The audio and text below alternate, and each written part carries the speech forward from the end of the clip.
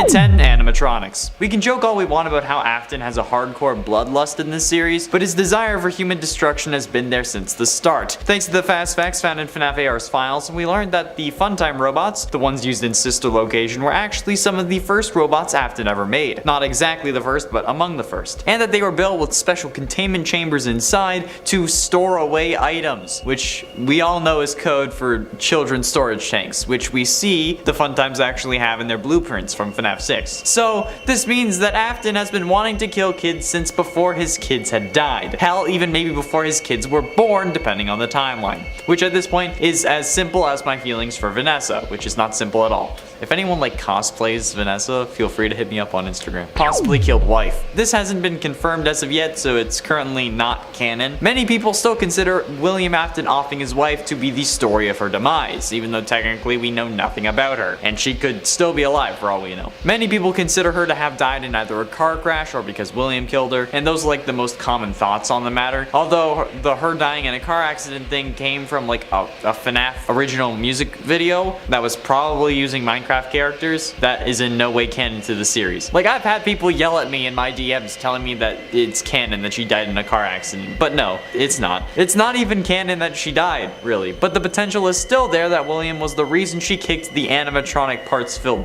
bucket. Since it's only a possibility though, it's only number 9. If it gets confirmed, I'm more than willing to bump it up higher, because statistically speaking, your spouse is the person most likely to kill you, so she should have been on her guard. And it ain't missing children's incident. I mean, this is a fairly low-hanging fruit since it's the inciting moment for the whole series, but I think it's worth calling out at least number 8. The missing children's incident, in case you forgot, is the infamous incident where 5 kids go missing inside of Freddy Fazbear's Pizza and are never seen again. Police investigated but were never able to find the bodies, thus they had to let their suspect, in this case William Afton, go due to a lack of evidence. However, this is one of the most horrifically painful moments that you can think of, especially if you're a parent yourself. 5 families went into Freddy Fazbear's wanting their kids to have the time of their lives in 1985, but left without their favorite people. They had the time of their lives, alright, it just so happened to also be the end of their lives. And not only that, but Afton ends up getting away with it since the police were terrible at their jobs or were getting paid off. Still not sure which one is the case in this series, but the missing children's incident is one of the most messed up things to ever happen in this series, but without it we wouldn't have the series. At least it's all fake, right? And at 7, FNAF 3. Okay, look, the last few numbers may seem to make this not make sense, but listen, okay? Afton, in a sense, does die in FNAF 3, since this was meant to be the final game in the series until the fans were disappointed with the main jump scare, okay? So, prior to Scott releasing FNAF 4, William Afton was canonically dead, and the series was over. But after that, things were more complicated than they ever had been before. And many people do consider Afton dead after getting spring-locked, like I said, which isn't true, since he was being kept alive by the one he should not have killed, aka crying child. Oh yeah, you're gonna get mad at me, but it's true. But technically speaking, until the continuation of the story between the time of FNAF 3's release and the day before FNAF 4's release, William was dead. Oh, wait a second. He shows up in the final newspaper in the background, doesn't he?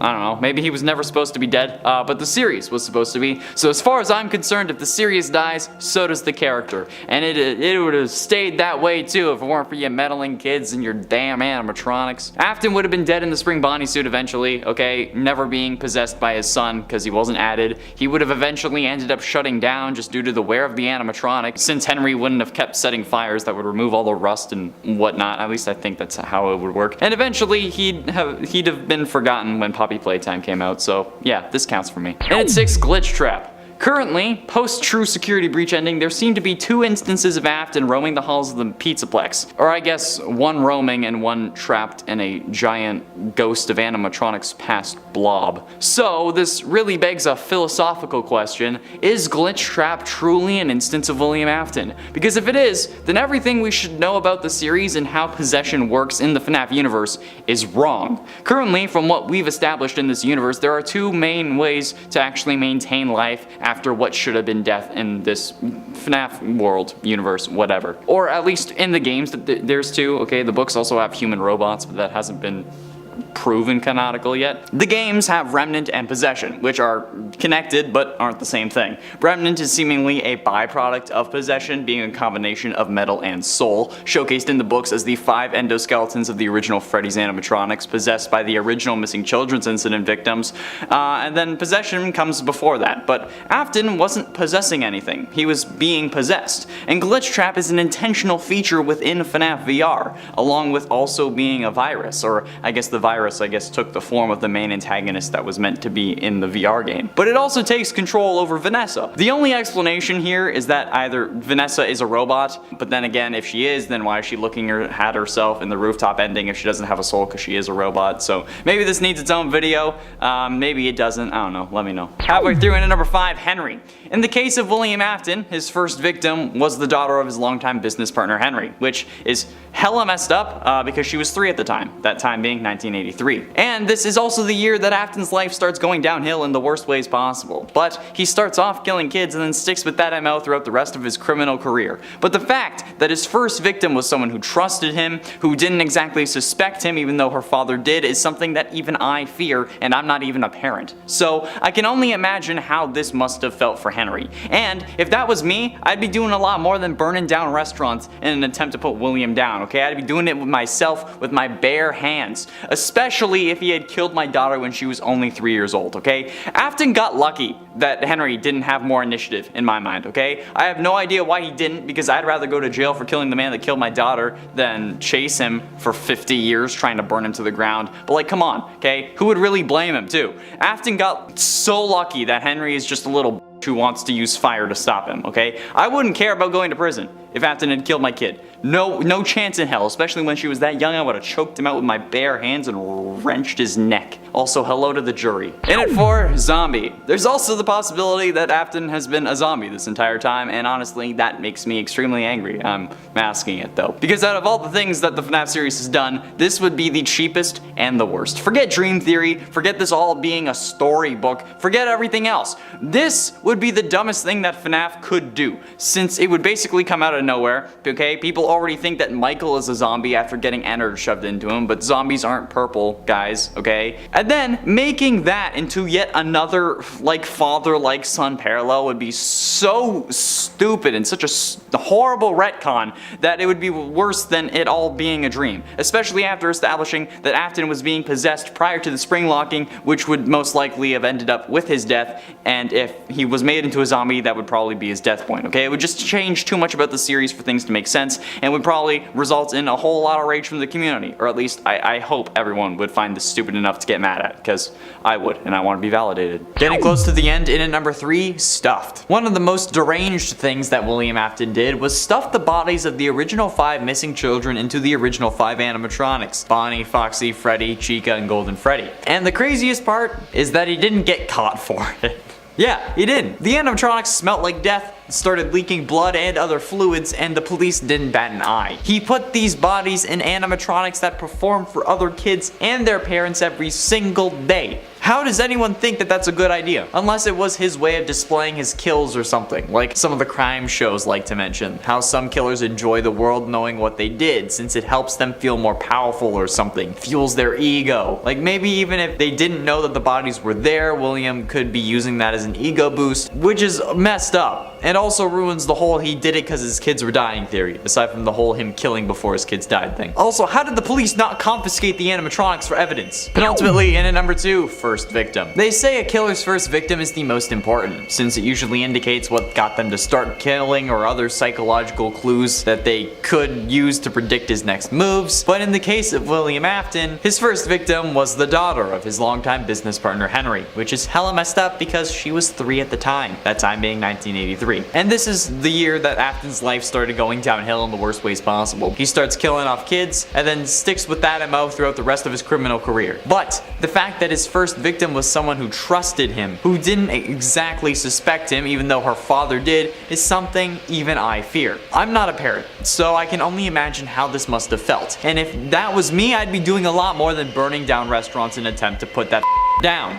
I'd be doing it myself, especially if he had killed my daughter when she was only 3 years old. Like, I can feel the rage brewing and I don't even have someone that I could, in theory, make a daughter with. And finally, in at number 1, killed his kids. The worst thing that Afton has done by far is gotten his own kids killed. Sure, he may not have done it directly, but his actions ended up resulting in all 3 of his kids' demises. Him killing Charlotte got Fredbear's closed, which resulted in him having to open up circus babies, which made him have to dust off Baby and the other fun times, which were designed to kill in the first place. Baby ends up grabbing and crushing Elizabeth, resulting in her possessing the animatronic. He superpowered the jaw of the Fredbear animatronic used in the new Freddy Fazbear's, which ends up crushing his youngest son's skull, since that was not a spring lock failure due to all the spring locks being active, since it was in animatronic mode, not suit mode, so there was nothing to fail, meaning that he had to have been crushed by the power of his jaw. And while you could argue that it was Michael's fault, why would he think that Fredbear's mouth was overpowered? As the suit technician, William knew what was going on and intentionally souped up the jaw power. And then he gets Michael killed when he sends him down to find his sister in sister location, which ends up getting him stuffed with innards and then letting himself burn in Pizzeria Simulator. So yeah, William's actions got all 3 of his kids killed just because he had to kill his business partner's daughter. In at 9, tragic origin. There could also be more of a backstory to this character. Maybe he isn't a guy who just snapped one day. Maybe he was the product of a horrible household. Maybe he dealt with from family or in relationships that pushed him to be this kind of person. And honestly, if that is the intended William Afton backstory, that's terrifying. And while serial killers are unfortunately a reality, those that cause their victims to possess robots and then get possessed themselves so that they can only die through fire aren't really all that common in our world. But the existence of the possibility that Afton was inspired by real events that Scott read or heard about implies that there could be a real William Afton running around our world. And until Scott gives up his inspiration, if any, we're gonna be terrified about that. In at 8, buyout. This could also be about business, however. William could have wanted to take control over Fazbear Entertainment, and could not have had the money to buy Henry out or activate the shotgun clause in their contract. A shotgun clause being a special provision in a partnership contract used to force a partner to sell their stake in the company or buy out the other partner, basically forcing one of them out of the company. They exchange offers until basically one of them bows out, so that William, in this case, would be alone. William may know that Henry has enough money to reject a shotgun offer and counter, forcing William to leave, so killing the missing kids could have been a way to get Henry to consider leaving. And when that didn't work, he moved on to Henry's daughter Charlotte, who possessed the puppet and made everything more complicated. Or at least he did it to get him to want to leave to begin with. Henry eventually did end up leaving, since we see in FNAF World that Baby kills Henry in that game, and since she was also present in the FNAF 6 location,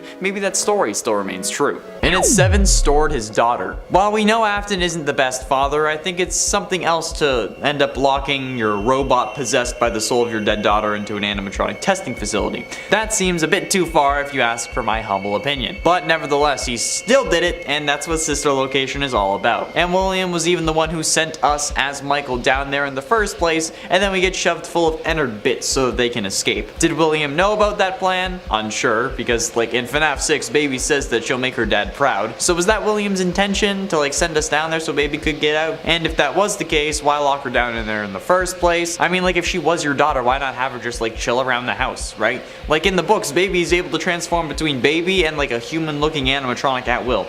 So why not add this to that version, and then you can have your daughter back, albeit a little more messed up. But like more like you in the long run, right? I don't know. This family is messed the hell up, and nothing makes sense. And at 6, lied about Remnant. Now, this isn't confirmed, much like the fact that he possibly killed his wife. However, this seems like the most likely explanation to me. So if you want a full explanation as to why I think Afton was the one who lied about Remnant, go check out that video linked up in the iCard. But I'm going to wrap this up quickly here. Basically, there have been 3 fires so far that were meant to finish off William Afton, and none of them have worked. The reason Henry tried fire was because that's supposed to be the thing that can burn off Remnant. However, Remnant can also be found in liquid form, so how can it be molten but also be burnt by fire? It makes more sense that William made up the lie that he could be killed by fire, so Henry would keep trying and failing to kill him, so he wouldn't have to worry about actually dying, since literally every time he's been caught in a fire, he has survived. And the other animatronics infused with Remnant also survived, like Baby, the puppet, and entered in FNAF 6, as we see from the Blob in Security Breach. Halfway through into number 5, Vanessa. Possessing Vanessa was certainly one of the more messed up things that William did. It just sounds weird, you know? Like this guy pops up into your VR headset head, then takes over your body without your consent, so now you end up killing for him. That's kind of messed up. Actually, no, not kind of, that's incredibly messed up. I mean, she knows what's going on too. She actively talks in hushed tones about how she can't talk about it to her therapist. So like, what the hell is the dynamic here?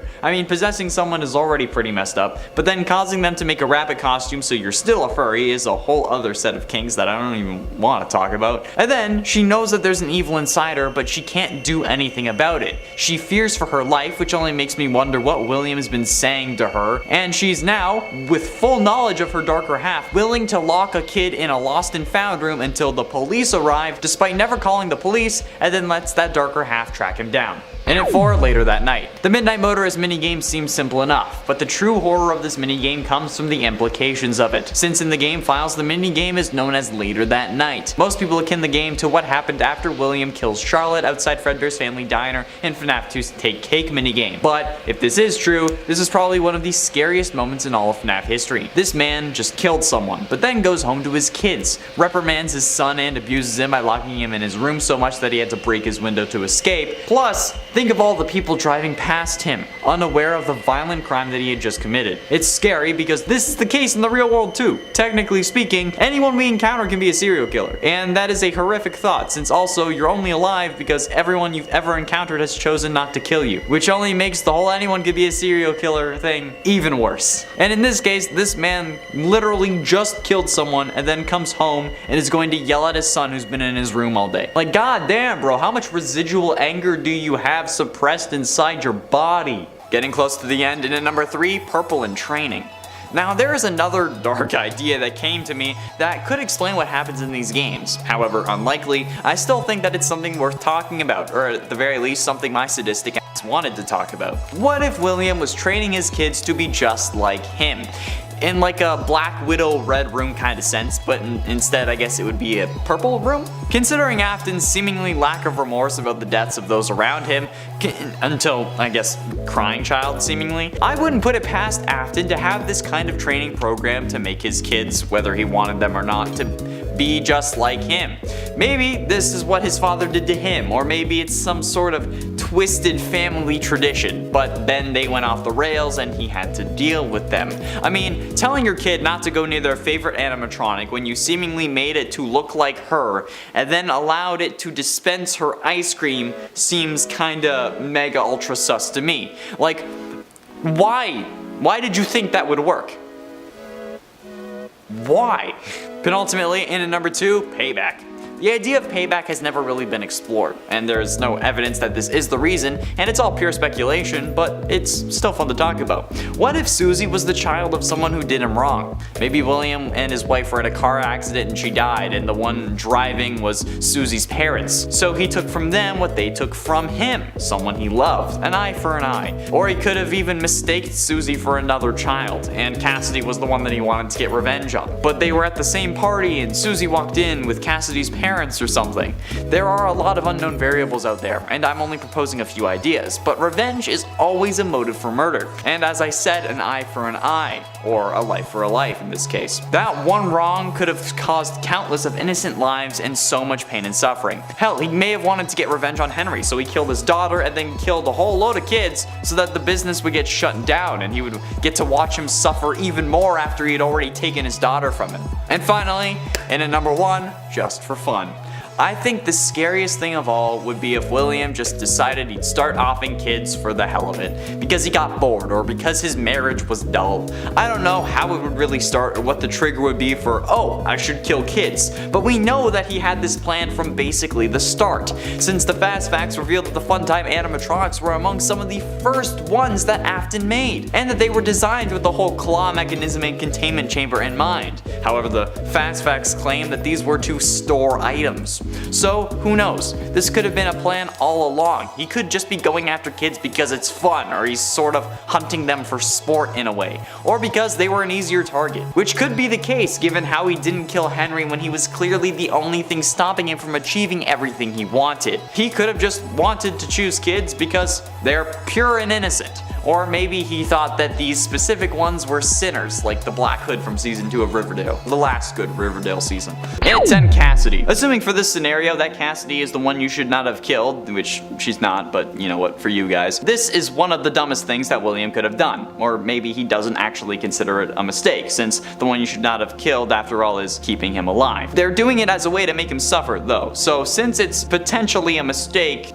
but could also be considered a good thing depending on the angle, I'm gonna go with number 10 for this one. But even if he does consider that a good thing, or if Cassidy doesn't end up being the one you should not have killed, which he's not, killing those 5 kids that made up the missing children's incident that included Cassidy was certainly a mistake, since it caused literally everything else in his life to go downhill. I mean, it was starting to go downhill, but it started going even worse, okay? And he does end up suffering extremely only because of that kill and the others, okay? So if you don't want to count Cassidy as the mistake because she's not the one you should not have killed, which is still the case, I don't care what you guys say, I know.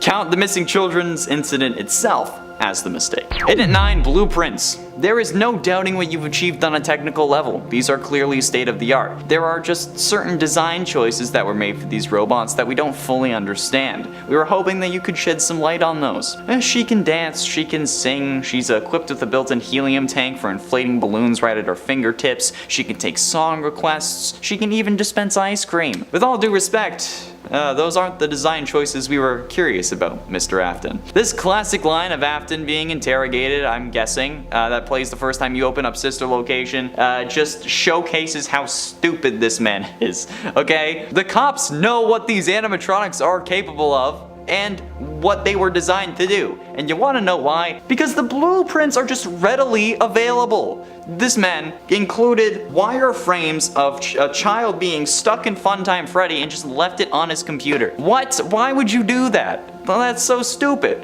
So when they found that, because you know, obviously they're gonna search his computer, they instantly ended up being even more suspicious of him, and then they were keeping an even closer eye on him. That's also probably why he ends up starting to dress in the spring Bonnie suit even, maybe, which ultimately ends up screwing him over as well. So yeah, designing the Funtimes as killbots was definitely a bit of a mistake, but then leaving the wireframes on your computer was something even dumber, especially considering how one of them was meant to symbolize your dead wife, and the other one ended up killing your daughter. In at 8, Charlotte. While yes, Charlotte may have been Afton's first true kill, causing his descent into madness, this is more so because of what she really turns into. Because, like, somehow, this also didn't make Henry end Afton instantly, because if he had, I would understand that. But in the games, Charlotte ends up possessing the puppet, who then gives life to the other animatronics, which causes Afton to disassemble them and then release their spirits that then scare you into your spring Bonnie suit that crushes you, and then you start going even crazier. But even discounting the game aspect of her, like, killing being a mistake, in both universes where William kills Charlotte, Henry comes after him for it, which results in what should be his death multiple times over. And not to mention how in the books specifically, unbeknownst to her, she is an animatronic robot that was meant to replace the daughter that Henry had lost, but it's also revealed that the animatronic is also, her adult form is also Baby as well, who can switch between her human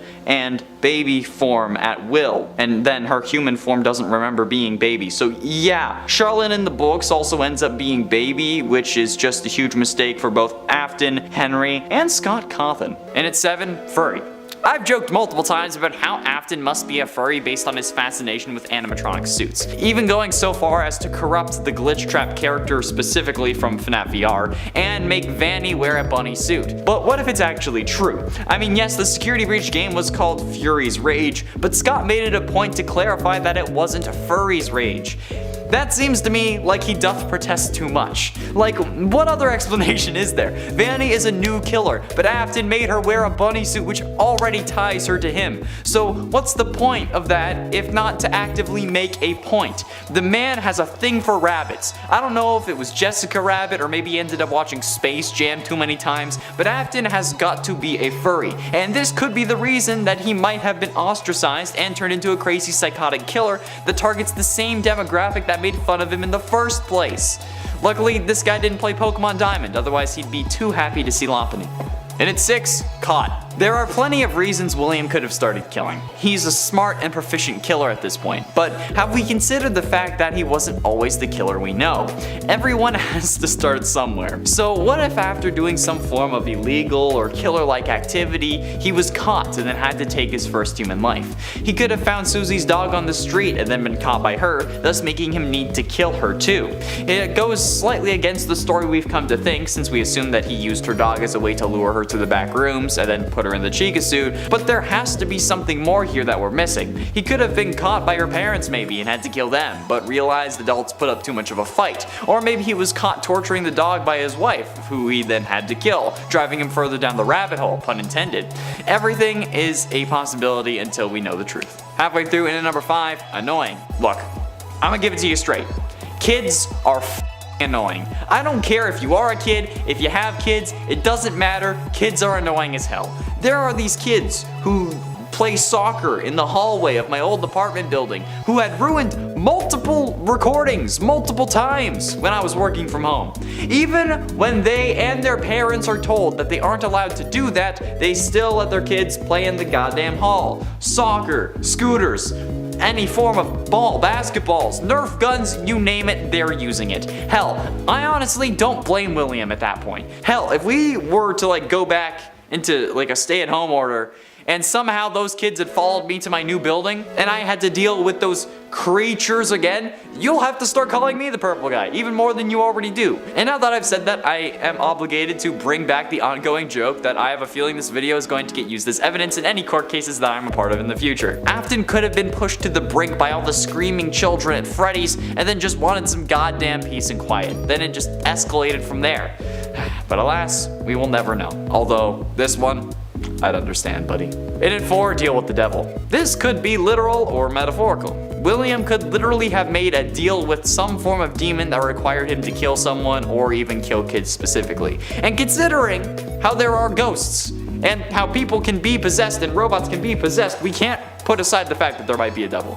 Or it could have been a metaphorical deal, knowing that an incident like the missing children's incident would result in the business getting more news coverage, and all the kids who were into horror would want to go there. Because no matter how bad of an idea it would be, I still see comments to this day saying that you would live to go to a Freddy Fazbear location. Even if all the games were true, you would still love to go, so you can die there. Are you serious? Bro. Putting the deep-seated problems of the comment section aside, if Afton made a deal with the devil, it could also be another explanation as to how he was able to survive for so long when he should have died.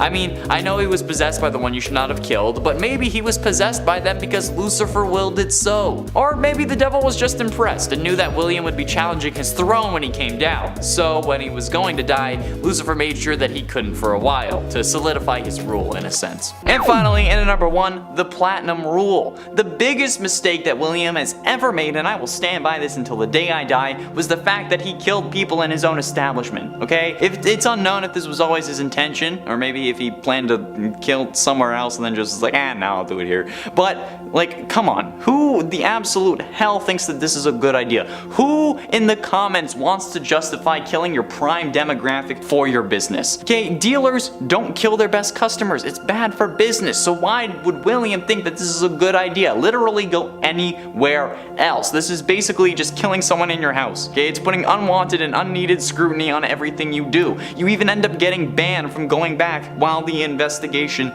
is underway. It didn't help your business either, okay? You had to close the first location, resulting in you opening another one that killed your daughter, and then you had to close that one and open up a new one, which ends up getting closed, and then you get locked in a room for 30 goddamn years, okay? This one mistake leads to literally everything else in the series. You don't do that. The Platinum Rule, we learned this from Barney Stinson. Don't crap where you eat, okay? If you just don't do it. In at 10, Springlock. A lot of people still think that Afton died while being spring-locked in FNAF 3. And honestly, when the game came out, this was actually seemingly correct. I mean, we never really saw Afton go limp like he truly died, but for all intents and purposes, Afton was dead in FNAF 3. But then, as more games came out and more was added to the story and to the lore, Afton was shown to never have died in the game, since, you know, he was, as we now know, being kept alive by the one you should not have killed, who was possessing him as an individual and was keeping him alive so that he could continue to suffer for all of his crimes. So honestly, before William even started his whole always coming back thing, he came back from the dead, at least technically speaking, which I still think is damn impressive, okay? I haven't died before, even technically,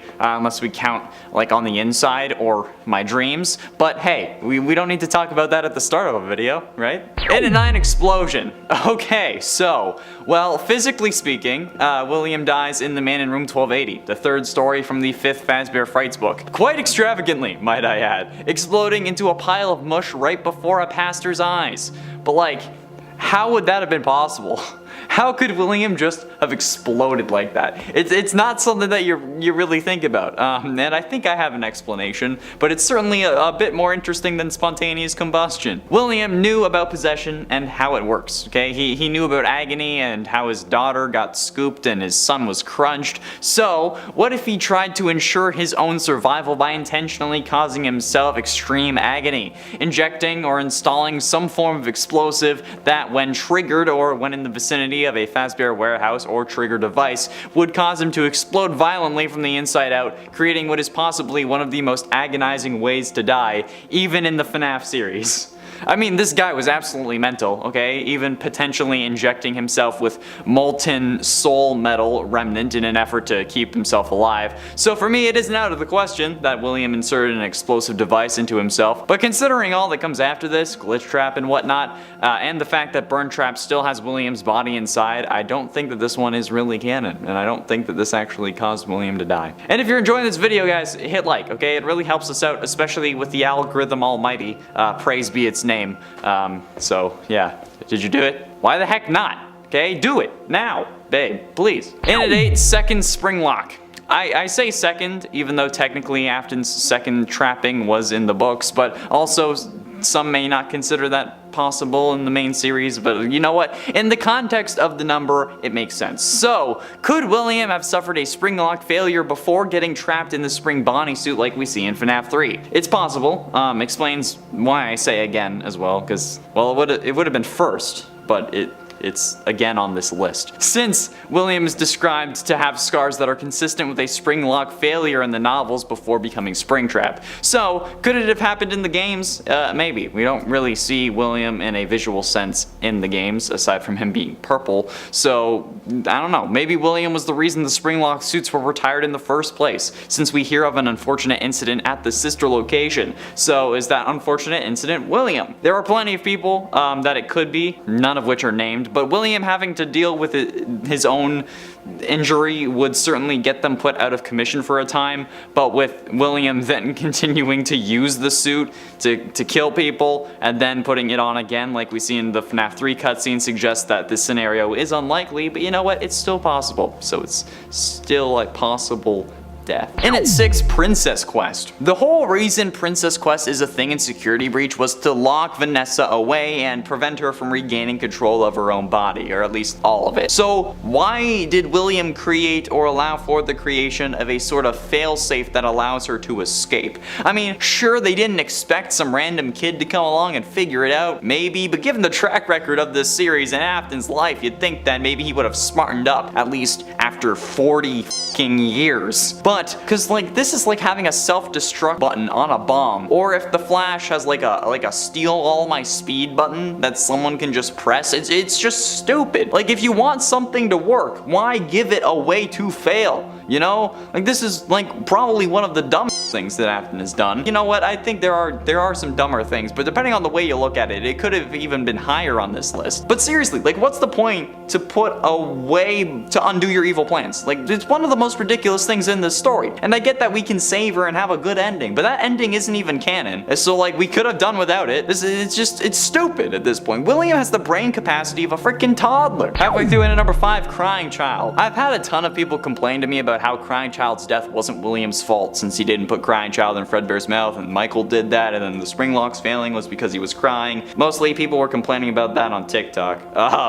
However, to me, There is no logical way that an animatronic jaw would have crushed his skull. And you know what? Even not just to me. It should be to all of you as well. The spring locks, like, they weren't in use. They didn't have to keep the things to the side because it was in an animatronic mode. And even if it was, an animatronic jaw would require so much power to actually, like, accomplish the closing of that. So like the only way that crying child's skull could have been crushed was if Afton had intentionally superpowered the jaw of Fredbear, which would make sense if he wanted to use it as a kill machine, or maybe even a backup kill suit, or maybe he was originally planning on using Fredbear, but then after his son got crushed in it, he was like, yeah, no, let's move on to Spring Bonnie, okay? This is just the worst way of going about it. There is no way that this was a spring lock failure. The Fredbear suit was already in animatronic mode, meaning that the spring lock mechanisms, which are the things used to keep the robotic parts to the side, which are the things that would have failed, weren't being used. The spring lock failure problem comes from when those mechanisms are put under stress of keeping the robotic bits away from the person inside the suit, and then they fail, and then that's when all the metal parts go back to where they were. So if it's in robot mode, the spring locks can't fail because they're already in use, okay? Keep in mind, again, the term for spring lock in this context is referring to the parts that move the robotic bits away instead of